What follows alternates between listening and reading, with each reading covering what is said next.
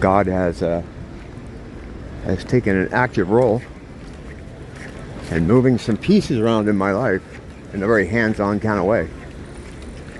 And it's kind of amazing. When you have kind of personal revelations and things like that that go along with the spiritual awakening, it happens cumulatively, little pieces over time.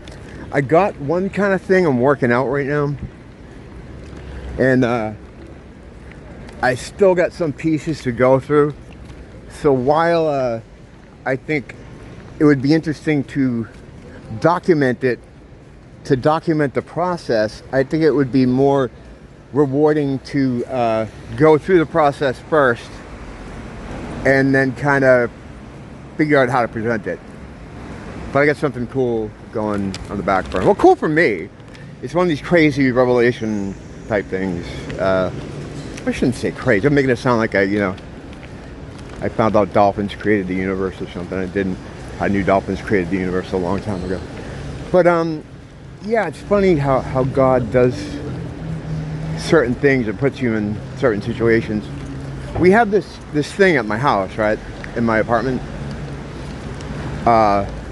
where about once a year the plumbing becomes useless. Everything backs up and you can't use it. You have to call a plumber, and it's usually around $500. This time it's $800, which is it's kind of a lot for that, you know. So, and the reason this happens every 8 to 12 months is the woman next to me, whose bathroom is attached to mine, like through a wall. The way these things work, the way these bathrooms are set up in my old 1960s building, is both bathrooms kind of work off each other. They share some elements as far as plumbing. And what she does is she'll cook with cooking oil, and she'll fry up some ungodly stuff. I don't know what the fuck it is, but it always stinks the place out. But the thing is, you can smell the cooking oil. And what she does is, you're supposed to take cooking oil to a gas station or another kind of area to dispose of it, right? But she doesn't. They have big signs in the building, say doggy, that say don't put oil. It says on the flyer, and they have them in the elevator occasionally, it says don't put your cooking oil in your kitchen sink. So she thinks she's going to be like crafty and kind of work around that by putting it in the bathroom sink, right? So it doesn't back up right away, but every time she makes something else with that, sometimes when I see people that are going to dance with me, like that guy was about to, I just stand still and I let them go where they want. Because the alternative is I move, he moves, and now we're doing a dance. I don't like doing that. People love doing that though, because they always try to do that with me, but I don't. A lot of people just want interaction, good, bad, indifferent. They don't care. They just want to touch human beings, and I get it. I understand it. You know, I understand why. Shit's fucked, you know. It's why. What's up, man? Hold on a second. What's that? I think it's part for the cars. Yeah. Let's see there. There you go, man. Have a good night, guys. Good man. God bless you guys. All right, what was I at? Yeah, hold on, let me just get over here myself. I gotta take this out. Oh, look what I did. Oh, woo, broke it. Yeah, that dude back there, he's out there a lot. He has a sign that says, need money for weed. It's I don't know if he's serious, but I give him money sometimes. You know, he's on the street, but at least like fucking, he should have weed. But what was I talking about? Oh, I was on a run too. God's put his hand in my world. Oh, here's another way where he does funny things. Because God ultimately has a sense of humor. And he'll do things to you. There's this woman in my building. She's really cool. I see her all the time. She just sits out back smoking. I think she's drunk a lot. Really, really pretty. Looks like a little bit older though, like maybe almost, well, she's not older, but she looks like she may have been like, I don't know how I'm saying that. This is very, very disparaging, but she looks like she might have used to be a model or something. Like really pretty, but she's older now, and she has a little dog. And I talk to her now. No, she's lived there 5 years, right? And for the first 4, I thought she hated me because every time she'd look at me, I'd get this she'd give me this kind of what I thought was a weird look, but it wasn't. Because when I finally started talking to her, she just opened up, smiling, talking, blah, blah, blah, all the time. She's an Israeli soldier. And I'm like, she's still involved with them, or was until very recently. Because I was like, oh, you mean like the two years that you have to take? And she's like, no, I'm still technically active military. I'm like, oh, okay. And I only learned this. Oh, plumbing. This is what I'm getting to. I only learned this the last time I saw her as I was leaving to go stay at a friend's house because of the plumbing situation. So I got a ton of questions for her. But it's almost like, you know, I don't know, it was just kind of weird, like God put her there. Like, oh, here you go. Just like, because like,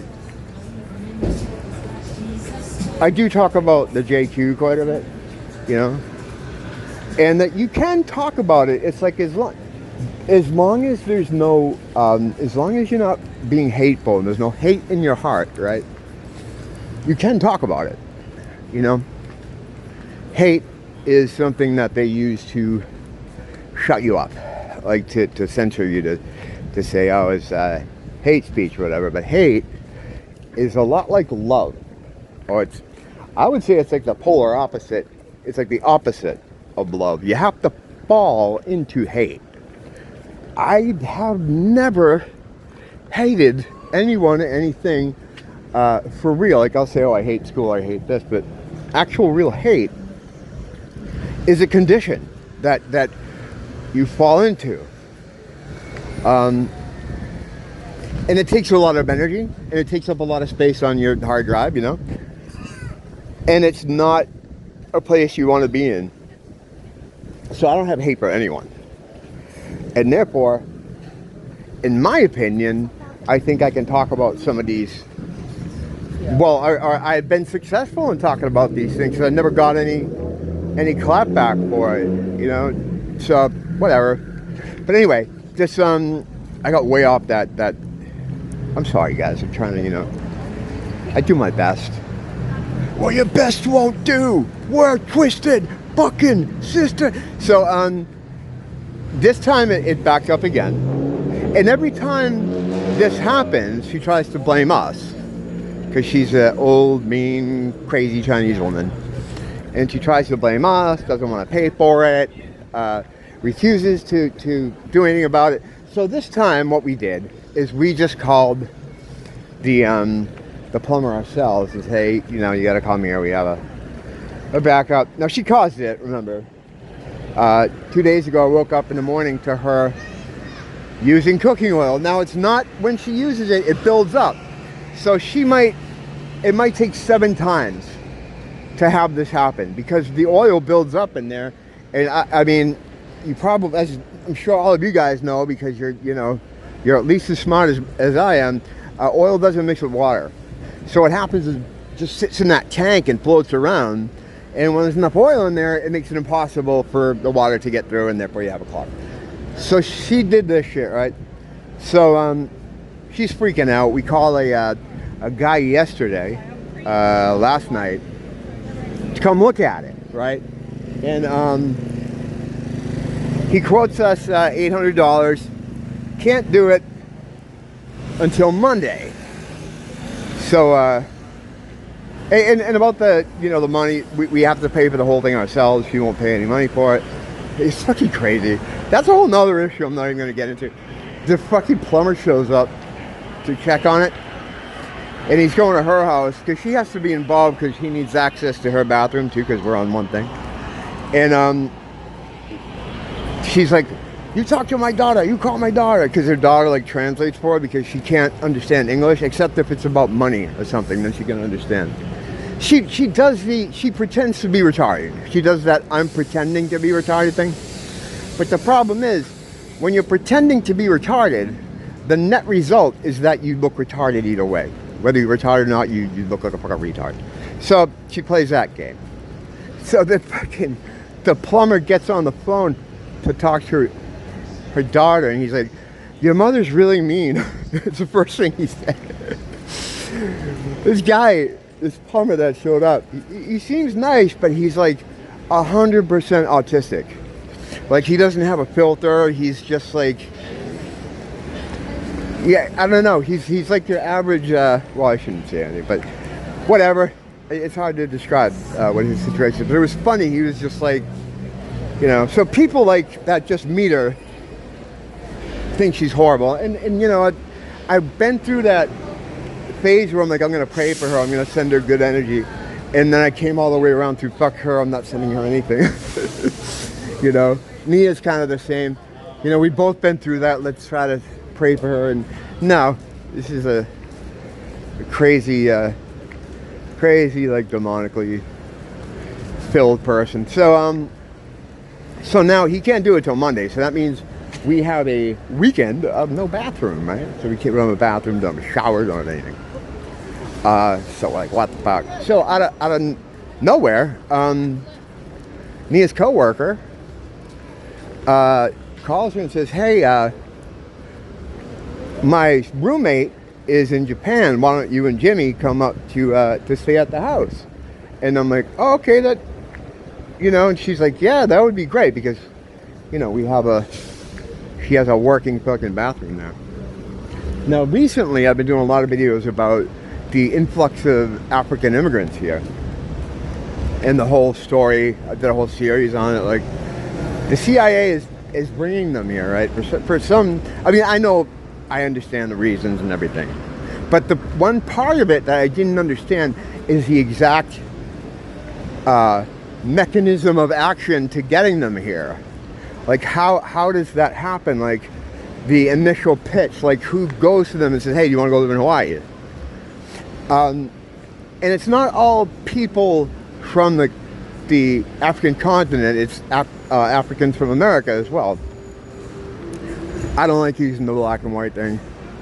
The black and white thing is Jesuit bullshit, where that way they can clump Europeans with white skin into one group called the whites, and they could group Africans with black skin of all different kinds into one group called blacks, and then they can fight each other back and forth, and that is what helps our farmers and the powers that be. They want this. They want us fighting together. They want the teams clearly defined, black and white. And that shit really only goes on here in North America, because you can't go to Europe and start talking about white people. They have no idea what you're talking about. You know, like over there, people are Finnish or they're Swedish or they're what. No one considers them white, and no one around me ever did either. Like growing up, it was never like that around me. We were Irish, both sides, all the way back. No mixed ancestry. Oh yeah, I want to talk about that Irish thing too, but I'll get to that another time. Well, whatever. And we lived in a mainly working class Italian area, and the Italians were very good to us my whole life. Even though you know, there's supposed to be tension between the Irish and the Italians, not in my experience. We were the only Irish family living there, and they were always very good to us, took care of us, bringing food all the time, just great people to live around. But no one referred to themselves as white. It was like, I'm Polish, I'm French. This is a relatively new thing. This came Well, it came around the same time the Obama presidency happened. Each president, right, has a list of things they have to do. And the presidents are chosen way in advance. They're groomed for each position. And one of his things was supposed to bring racism back. That was one of his target things. He did it immediately. He did it immediately when talking about the fact that he was even elected. One of his first speeches, he was like, well, Michael and I have noticed that there are some people in this country that are not very happy that a black man is president. Now I'm thinking, what the fuck is he talking about? Everybody voted for him. But the black people in the country, the Africans in the country, heard that and they were like, what is he talking about? But they said it in a different way. You know, like whereas myself and some of my friends and all different kinds of people that voted for him were like, what is he talking about? Why would we have voted for him? And then the Africans were like, what is he talking about? In that way, you know? So right away, it caused this problem where it was almost like he was letting them in on the fact that you know, a lot of people, they really don't like you. And they don't like me. So right away, boom, racism is back. And from there, it was like more and more divisive every year. I grew up in the 1980s and in the 90s. In the 80s, I was a teenager. I was born in 71. So when you're a little kid, you don't really... Plus, I don't remember a lot of my first 10 years because a lot of fucked up shit happened. But their racism did not exist. I don't care what anybody says. I'll take the fucking Pepsi challenge with anybody. No one talks about racism. And this went into the fucking 2000s. You know? It went into the 2000s because no one talked about it. It was never discussed. I had a black girlfriend.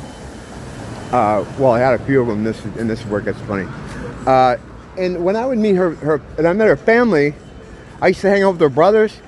There was never any, not even a joke. Like, hey, you know, white, black. Nothing like that happened. But one of the funny things about that whole thing is I was seeing this girl, Sherilyn, who's black, and she's really cool. We weren't like boyfriend, girlfriend, which we dated for a while. But I was kind of an ass at that time, and she could have did way better than me. I was just like, I was in my band, and I was fucking on 10 different substances, and just a real asshole at that time. But when I stopped seeing her, I started seeing this other black girl named Monica. Now, when I would go to clubs or places we'd hang out, like bars or whatever, and I'd try to introduce her to my friends, they would all be like, oh yeah, I've already met her. Thinking it was Sherilyn. That's when those little pseudo funny racism things. But yeah, they are. That and the fact that Sherilyn, the one before her, she had a swimming pool in her backyard, and every time my friends would come over, they would, and I knew it was always coming. You know, they'd take me aside and be like, hey man, why does she have a pool in her backyard? It's like, yeah, I got it. But, so I got really close to that whole situation, that whole multiracial situation. And you know, now Nia's Japanese and Korean, so I kind of have background with different people from different backgrounds. There was never any talk of that stuff. Never went on. There's no tension there. Not anything like the tension that's here now, where it's very combative. Like I get in an elevator with enough certain kinds of people, and it's like, you feel like they just want to kill me, you know? And it's weird. It's weird what they did in this country to bring racism back. So I talk a lot about how they brought African immigrants in. So now I'm staying in the African immigrant's house, who's been here for 2 years. Now I get to ask her, how did you get here? What was she mentioned to me that she meant to be here for 2 weeks. She came just to visit for 2 weeks, but I don't know anything else about that, and she said she ended up staying here.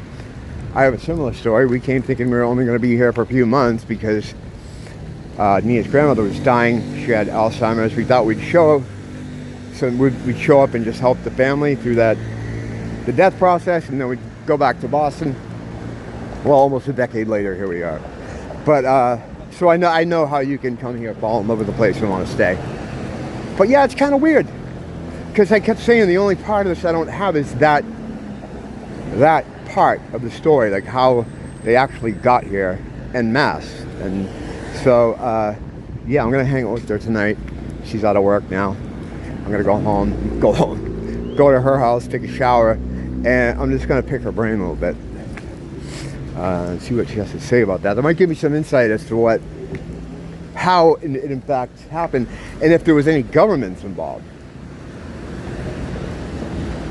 Because I don't know about her story, but I know it had to have been a CIA operation for the large influx here. It was a planned thing, down to choking people out of money by not giving out COVID funds, to reclassifying all the real estate as low-income housing. It's a whole thing. Sometimes my neighbors will come say, "Hey, what's going on with the neighborhood? You notice this?" And I'm like, "Yeah, I notice everything." They hate people like me. They don't like noticers. But I try to explain to them what happened, and they just, like, halfway through the explanation, they're just like, their eyes glaze over. Like, I don't know what you're talking about. But yeah, I've arrived. I'm gonna finish my cigarette, take a shower, to see if I can get some new pieces of information. But I got a lot of stuff going on right now with God, and He's working in my life in very active ways, showing me things. It's wonderful. I don't know what it means. I don't know if that means we bumped up on the timeline or whatever. We don't know the day or time, you know. But always keep your head on a swivel. Don't blame the teacher, blame the school.